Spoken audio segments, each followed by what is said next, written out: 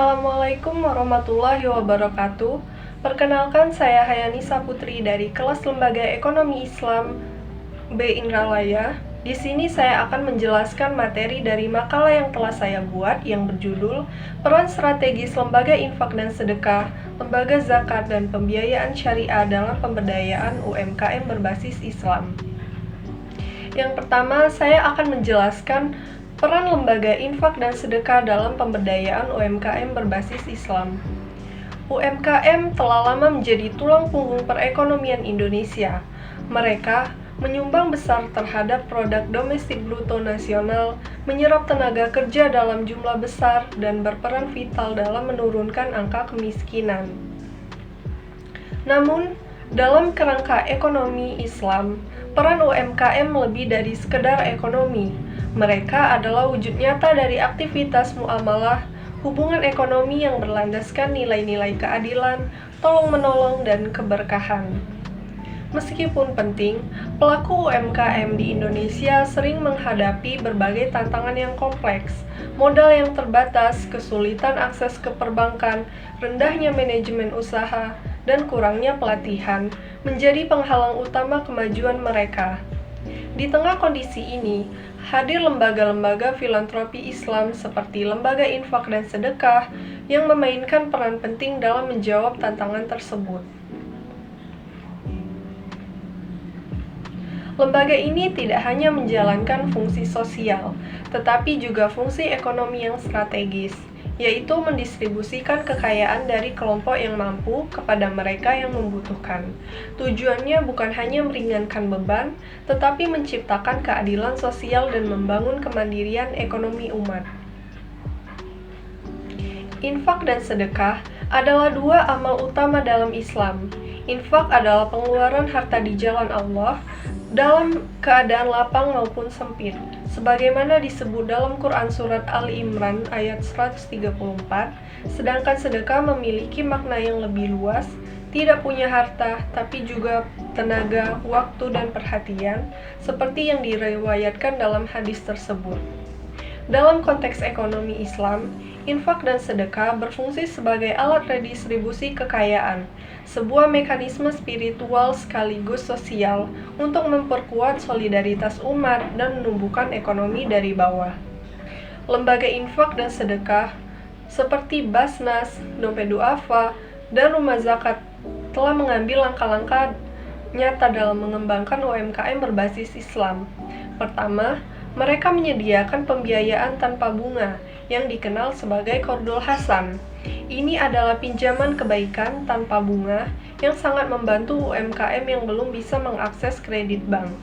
Yang kedua, mereka tidak hanya memberikan modal tetapi juga pelatihan dan pembinaan. Materi yang diajarkan mencakup manajemen usaha, kewirausahaan, pemasaran digital, hingga peningkatan kualitas produk. Ketiga, ada pendampingan usaha yang dilakukan secara berkala. Pendamping dari lembaga datang langsung ke lapangan, memberi arahan hingga membantu menyusun laporan keuangan.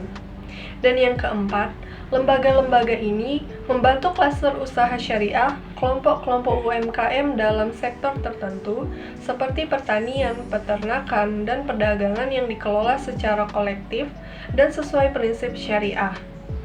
Kelima, mereka membantu dari sisi pemasaran, baik dengan menyediakan platform digital, mengikuti pameran, hingga menjalin jaringan dengan mitra distribusi. Hasil dari semua inisiatif ini sangat nyata.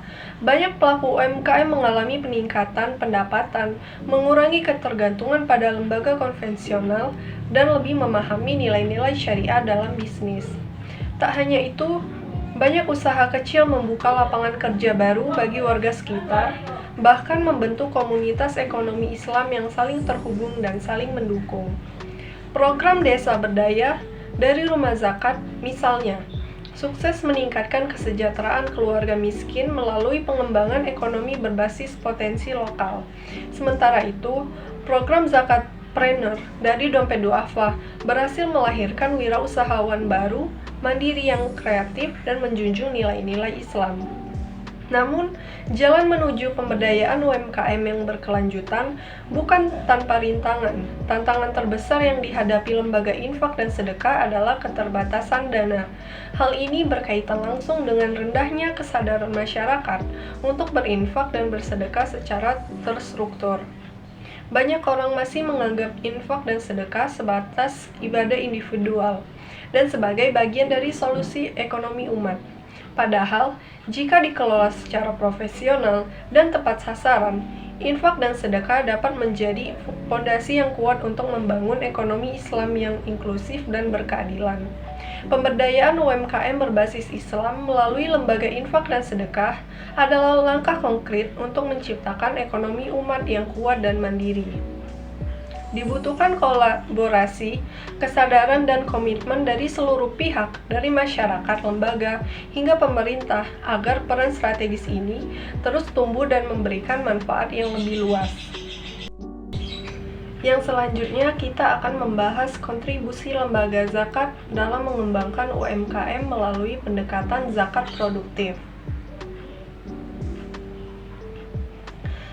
Dalam upaya menanggulangi kemiskinan dan memberdayakan ekonomi umat, zakat produktif hadir sebagai solusi inovatif yang mampu mengubah peran zakat dari sekedar bantuan konsumtif menjadi instrumen pembangunan ekonomi. Zakat produktif bukan sekedar memberi, melainkan membekali. Melalui pendekatan ini, para mustahik atau penerima zakat tidak hanya dibantu untuk bertahan, tetapi juga didorong untuk bangkit, tumbuh, dan mandiri secara ekonomi. Berbeda dari zakat konsumtif, zakat produktif berfokus pada pemberdayaan ekonomi. Ini mencakup pemberian modal usaha, alat kerja, pelatihan keterampilan, serta pendampingan manajerial. Pendekatan ini sangat relevan diterapkan pada UMKM yang menjadi tulang punggung ekonomi nasional. Menurut ulama besar, Yusuf Al-Qaradawi, zakat tidak hanya bertujuan meringankan beban sesaat, tetapi juga harus mampu mengubah status sosial ekonomi mustahik. Penyaluran zakat yang tepat, seperti pemberian alat produksi atau modal usaha, sejalan dengan maqasid syariah, tujuan utama syariat Islam, khususnya dalam menjaga dan mengembangkan harta umat. Lembaga zakat, baik pemerintah seperti Basnas maupun swasta seperti Dompet Duafa dan Rumah Zakat, memainkan peran strategis dalam mengimplementasikan zakat produktif. Mereka melakukan identifikasi dan seleksi mustahik potensial, memberikan modal usaha, melatih dalam kewirausahaan, mendampingi secara berkala, hingga membuka akses pasar melalui digitalisasi. Berbagai program inovatif telah diluncurkan. Dompet Duafa melalui program Zakatpreneur membekali mustahik dengan modal, pelatihan, dan pendampingan untuk menjadi wirausahawan. Program ini telah menghasilkan banyak pelaku usaha kecil yang mandiri. Basnas hadir dengan Z-Smart dan Z-Chicken, dua program waralaba mikro yang membina mustahik dalam sektor retail dan kuliner. Dalam model ini, mustahik tak perlu membangun usaha dari nol, melainkan langsung masuk dalam sistem bisnis yang telah siap pakai dan terbukti berhasil. Sementara itu, Rumah Zakat menjalankan program Desa Berdaya, sebuah inisiatif pemberdayaan berbasis komunitas desa. Program ini mengintegrasikan aspek ekonomi, pendidikan, kesehatan, dan lingkungan dengan tujuan menciptakan masyarakat desa yang berdaya secara menyeluruh. Meski telah banyak keberhasilan, zakat produktif masih menghadapi berbagai tantangan. Dari kapasitas lembaga yang terbatas, minimnya sinergi lintas sektor, hingga lemahnya monitoring dan evaluasi. Untuk itu, perlu strategi penguatan. Pertama, kolaborasi multi pihak dengan melibatkan lembaga keuangan syariah, pemerintah, dan sektor swasta. Yang kedua, digitalisasi zakat agar pengelolaan lebih efisien dan transparan. Ketiga, kaderisasi amil zakat profesional yang paham manajemen dan bisnis. Yang keempat, pengembangan sistem monitoring berbasis teknologi. Dan yang terakhir, penguatan literasi usaha syariah bagi mustahik agar mereka memahami prinsip-prinsip usaha halal dan beretika. Yang selanjutnya, kita akan membahas skema pembiayaan syariah dalam mendukung pertumbuhan dan kemandirian UMKM berbasis nilai-nilai Islam. Di tengah tantangan akses pembiayaan yang masih dihadapi oleh pelaku usaha mikro, kecil dan menengah atau UMKM, hadirnya skema pembiayaan syariah menjadi solusi yang tidak hanya adil dan inklusif, tetapi juga selaras dengan nilai-nilai Islam. Sistem ini mengusung prinsip-prinsip muamalah yang menolak riba, gharar, dan maisir, serta menekankan keadilan, transparansi, dan keberkahan dalam transaksi ekonomi. Salah satu prinsip utama pembiayaan syariah adalah larangan riba, yaitu tambahan atas pinjaman yang ditetapkan tanpa usaha atau risiko dari pemberi dana. Islam menolak riba karena menciptakan ketimpangan dan potensi eksploitasi. Sebagai gantinya, digunakanlah akad-akad sah seperti murabahah, mudharabah, dan musyarakah yang berbasis kerjasama dan pembagian risiko. Selain itu, pembiayaan syariah juga menolak gharar, yaitu ketidakjelasan dalam transaksi. Semua hal harus jelas dan disepakati, mulai dari nilai pembiayaan, waktu, hingga pembagian keuntungan. Hal ini untuk memastikan bahwa kedua belah pihak mendapatkan haknya secara adil dan tidak terjadi sengketa di kemudian hari. Tak kalah penting, pembiayaan syariah juga harus bebas dari maisir, atau untuk unsur spekulatif dan judi. Hanya usaha-usaha real dan produktif yang bisa dibiayai seperti pertanian, perdagangan, dan jasa halal. Ini menjadikan pembiayaan syariah sebagai pendorong stabilitas ekonomi dan kesejahteraan sosial. Yang membedakan pembiayaan syariah dari sistem konvensional adalah fokus pada keadilan dan keberkahan. Transaksi harus dilakukan atas dasar saling ridho dan hasil dari usaha tidak hanya diukur dari profit semata, tetapi juga dari manfaat sosial dan spiritual yang ditimbulkan. Karena itu, hanya usaha halal yang layak untuk dibiayai demi menjaga integritas dan keberlanjutan usaha.